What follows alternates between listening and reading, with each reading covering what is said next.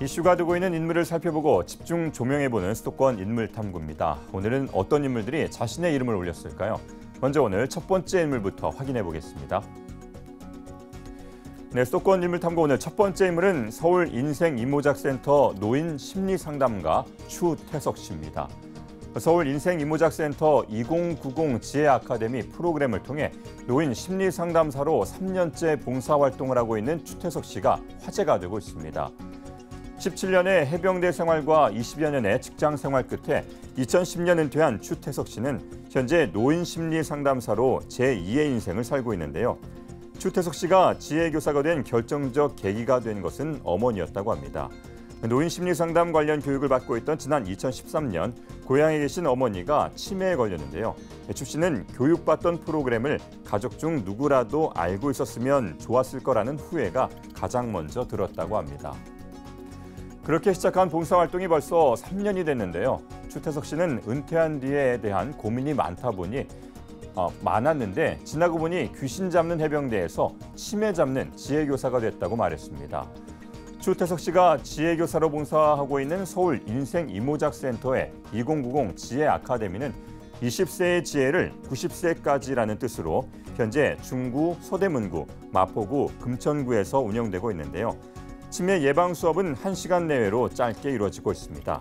도형 빈칸 채우기 등 기억력 훈련 교재를 통한 수업도 이루어지지만 대부분의 시간은 상담 어르신의 옛 이야기로 채워지는데요.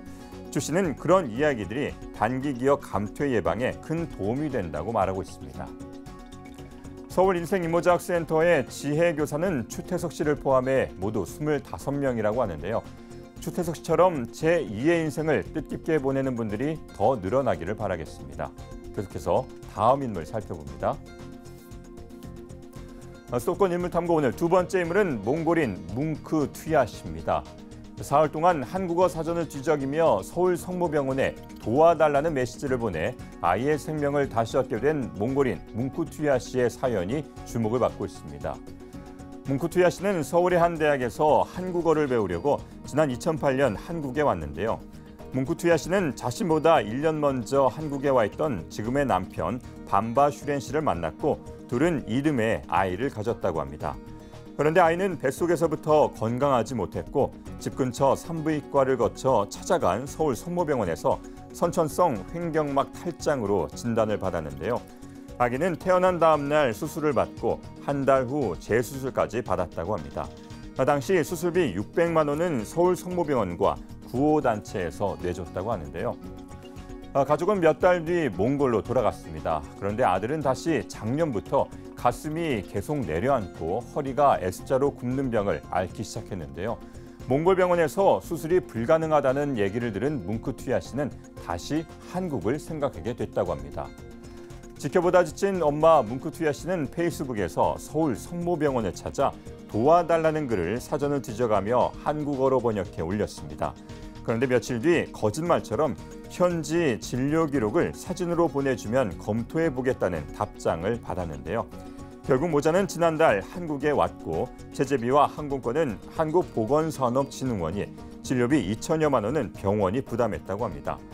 서울 성모병원은 그렇게 6년 전에 이어 한 번 더 무료 수술을 해줬는데요. 뭉크 투야 씨는 우리를 잊지 않고 계속 도와주는 한국이 너무 고맙다면서 퇴원한 아들과 함께 몽골로 돌아갔다고 합니다. 수술이 성공적으로 끝나서 참 다행인데요. 건강한 모습으로 다시 한국을 찾을 모자의 모습을 기대하겠습니다. 지금까지 수도권 인물탐구였습니다.